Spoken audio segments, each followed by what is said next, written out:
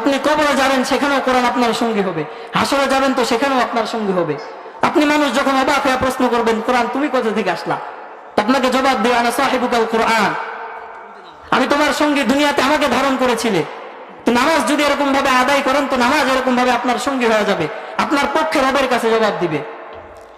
কোরআন আল্লাহ তাআলার কাছে এরকম জবাব দিবে, নামাজ আপনার পক্ষে জবাব দিবে রবের কাছে। মুহতারাম হাজিরিন, নবীর কাছে ওই গ্রাম্য সাহাবী এসে প্রশ্ন করে 1450 বছর আগে, জানার ইচ্ছা জাগে ইসলামটা কাকে বলে।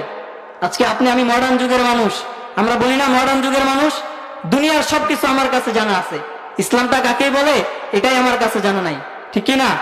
ইসলাম কাকে বলে আমি জানতাম, হ্যাঁ আপনারা জানতেন ইসলাম কাকে বলে? এই যে ইসলাম জানতেছেন না, আমরা সব মানুষগুলো জানি। তো কিয়ামতের ময়দানে আপনাকে আমাকে 5টা প্রশ্নের জবাব দেওয়া লাগবে। আরে এই 5টা প্রশ্নের জবাব দেওয়া লাগবে, এটা না জানি? আমি তো এটা জানি মানুষ, আমি মুসলমান যেহেতু হয়েছি, 5 ওয়াক্ত নামাজ যে আমার উপরে ফরজ, এটা আমরা আপনার জানি না সবাই? আপনি আমি সবাই জানি না বলেন? সবাই জানি তো না? দাড়ি পাকা মুরব্বী ছাড়া মসজিদে কয়জন যুবক আসে বলেন? আপনি বাবা দাড়ি পাইকা গেছে, আপনি মসজিদে আসতেছেন, আপনি জানেন আপনার কবরে যাওয়ার সময় হয়ে গেছে, এই জন্য আপনি মসজিদে আসতেছেন। অথচ আপনার ঘরে 2টা ছেলে আছে, মেয়ে আছে, স্ত্রী আছে, তারা নামাজ পড়তেছে কিনা আপনার খবর নাই। আপনি আপনাকে নিয়ে ব্যস্ত হয়ে গেছেন, কারণ আপনার তো দাড়ি পেকে গেছে, আর কয়েকদিন হয়তো মারা যাবেন আপনি। তো তখন আপনার ভিতরে মৌতের ভয়টা ঢুকে গেছে। উচিত তো ছিল আপনিও যখন যুবক ছিলেন, আপনার যখন বয়স হয়ে গেছে, তখন থেকেই মসজিদ চিনা। আমার এলাকার মানুষগুলো কি তখন মসজিদ চিনে বলেন?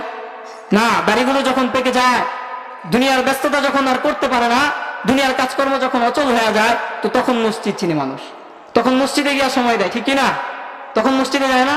দাড়ি পাকা মুরব্বী জুমার দিনকার যখনই হোক, দাড়ি পাকা মুরব্বীদের দেখবেন সবার আগে, যুবকের খবর নাই, যারা সুস্থ মানুষ আছে তাদের খবর নাই। তো যারা মুরব্বী তারা বুঝতেছে আমার চলে যাওয়া লাগবে।